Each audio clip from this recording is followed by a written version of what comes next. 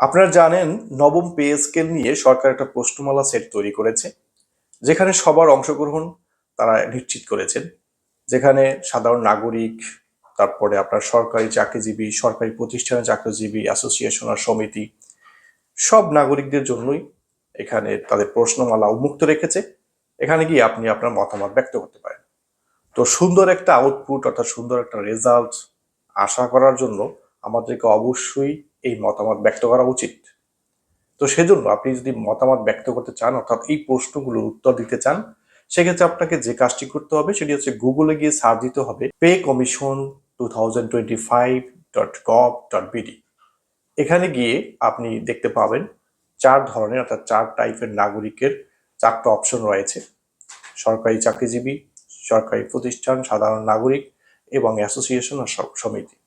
এখানে গিয়ে আপনি যে টাইপের মানুষ, যে ধরনের নাগরিক, সেটা সিলেক্ট করে যে যে তথ্যগুলো চাইবে সেগুলো পূরণ করে আপনি আপনার মতামতটা ব্যক্ত করবেন। তো ধন্যবাদ সবাইকে।